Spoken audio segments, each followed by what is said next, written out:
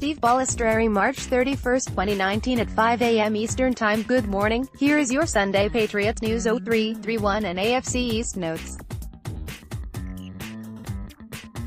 We have begun our draft profiles on players that we feel would fit the team. Our first on tight ends can be seen here, and our follow-up post on possible wide receiver fits can be seen here. In case you missed it, our first mock draft 1.0 attempt at building the 2019 Patriots roster is in the books.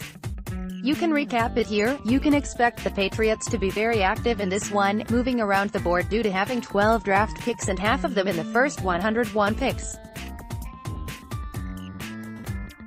Quick hitters: Joe Bellino, former Patriots kick returner and running back, passed away this week at the age of 81. Bellino was a standout athlete at Winchester, Mass. before joining the Naval Academy. Bellino won the Heisman Trophy at Navy as well as being a 3-year letterman on the midshipmen's baseball team. Following his 4-year military commitment, Bellino joined the Patriots in 1965 and played 3 seasons until 1967, primarily as a kick returner.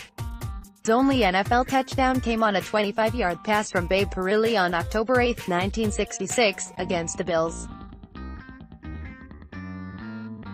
Supposedly at his Annapolis graduation, Bellino took part in the cap toss with 700 other midshipmen. A young boy picked up Bellino's cap amidst the 700 others and returned it to him. That young boy, Bill Belichick. Following his Patriots career, Bellino rejoined the Navy and served a total of 28 years, retiring as a captain. Joe.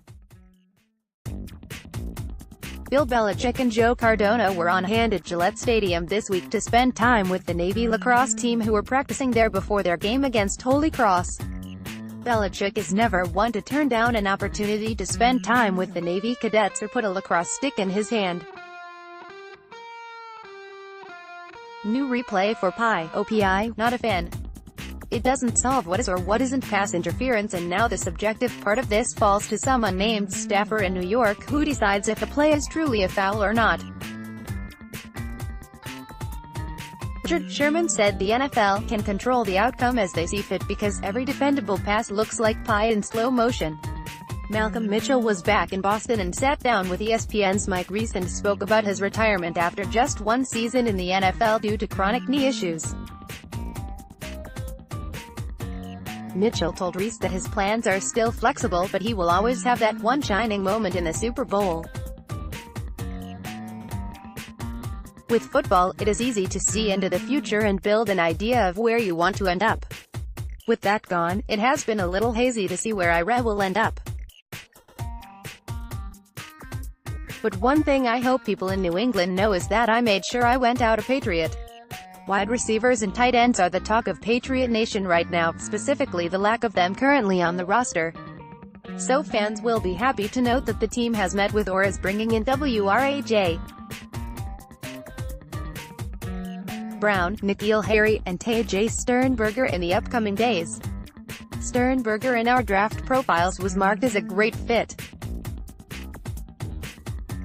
The Gronk videos keep rolling. With the retirement of Rob Gronkowski last Sunday, the highlight videos have been everywhere all week, and truth be told, all of them were fantastic.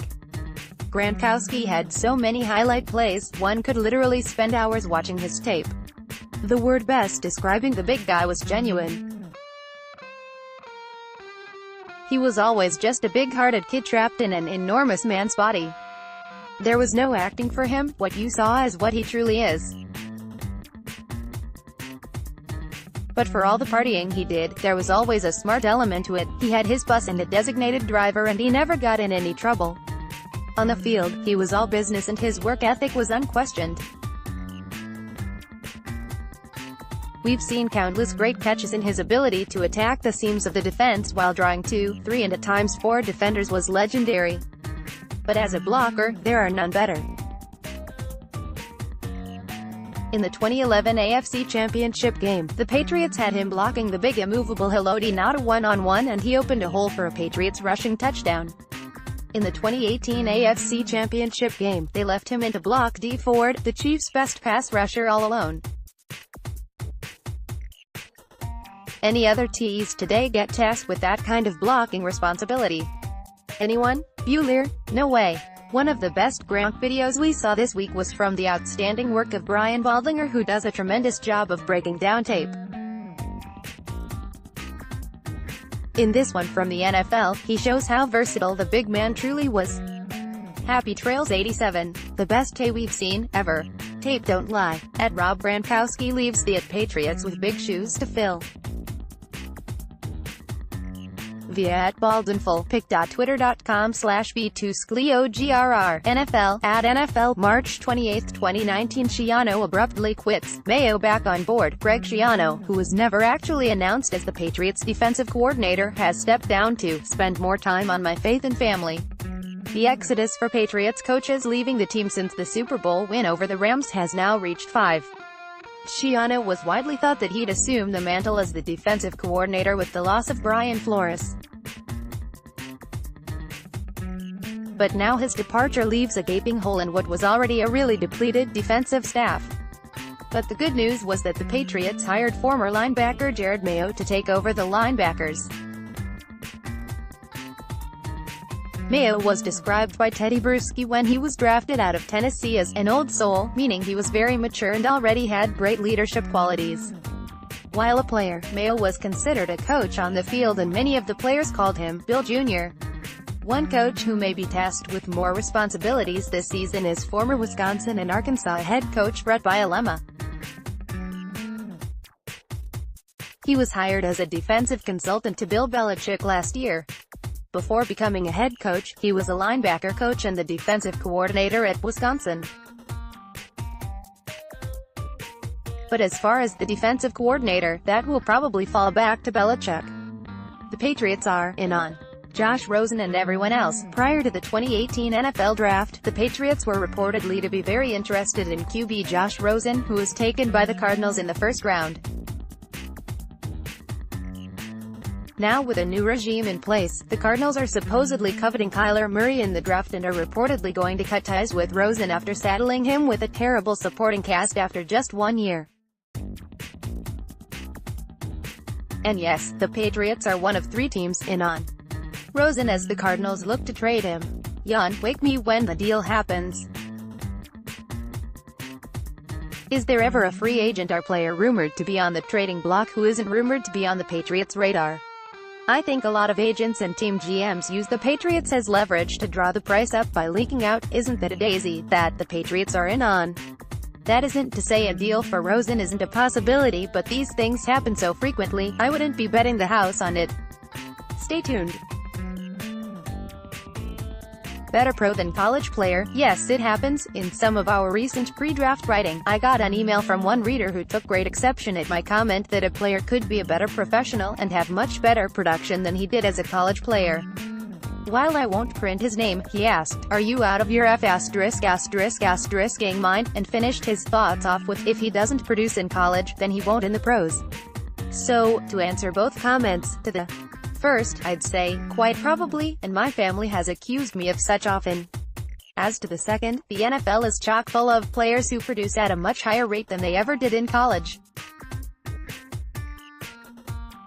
Look no farther than Gronk, who caught 47 passes in his final season in Arizona. A great example of that, as George Kittle for the 49ers. In 4 years of college and 48 games, Kittle caught 48 passes for 737 yards and 10 TDs. This season he caught 88 passes for 1,377 yards and 5 TDs. And of course, there is a guy who in college was forever being pushed to the backup role and who they tried to replace several times as the starter. Tom Brady. Some players do mature and take longer to reach their peak effectiveness. Others won't make that jump to the pros and elevate their games to the next level. Pat Chung sued over trash talk. In one of the more bizarre bits of news, Patriots safety Pat Chung and Matthew Weymouth, who runs Chung's Instagram account, are being sued $1.75 million by Matthew Hogan, who was a Rams ticket exec during the Super Bowl. Hogan was fired after the game for posting to Chung's Instagram account, "Pat Chung is a bitch," after the safety broke his arm during the game. after Hogan and Weymouth began exchanging unpleasantries. Weymouth posted the screenshots of Hogan's tirade on the internet. Hogan was fired over his and now wants Chung and Weymouth to pick up the tab for him losing his job. That isn't a typo. Eastbound and down AFC East Notes, Bills to lean on young leaders Allen Edwards in 2019. Buffalo Bills head coach Sean McDermott at the NFL owners meeting said that the Bills will be leaning on their younger stars, QB Josh Allen and LB Tremaine Edwards, to assume bigger roles both on the field and in the locker room in 2019. We're trying to put a team together and the bottom line is Josh is a big part of that, McDermott said of Allen. But he was quick to point out Edwards will have a bigger role as well. His leadership and Tremaine's leadership will be key to our success at a young age because there's a gap with what we had last year. Year 3 and Year 4 players, there was an absence of that in our locker room. We've added there somewhat in free agency, but Josh and Tremaine on the offensive and defensive side are two young players who are going to have an added amount of responsibility from a leadership standpoint this year. Dolphins trade Robert Quinn. Is Rashad Jones next? The Miami Dolphins are definitely doing a clean sweep in South Beach. Miami has traded edge rusher Robert Quinn to the Dallas Cowboys for a 6th-round draft pick in 2020. And Miami had already paid Quinn a $1.12 million roster bonus. Making the trade appear even more one-sided was the fact that Quinn agreed to a $4 million pay cut with Dallas. Now, the thought is that Miami will put Rashad Jones on the market. Jones, 31, is coming off shoulder surgery and doesn't fit into the Dolphins' long-term plans. And the fact that he counts more than $17 million against the salary cap in 2019 puts Jones in the crosshairs to move. But despite the fact that Jones has been underrated and underappreciated, moving him will be difficult considering his contract. If Miami were to cut him, they'd be on the hook for $25.3 million in dead money.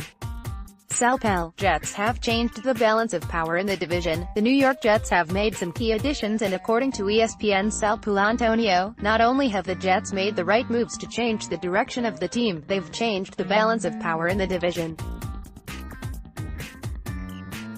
When I look at the offseason and I look at free agency and coaching changes, I say two things. Palantonio told thejets.com. Did you change the balance of power on your team, and did you change the balance of power in your division?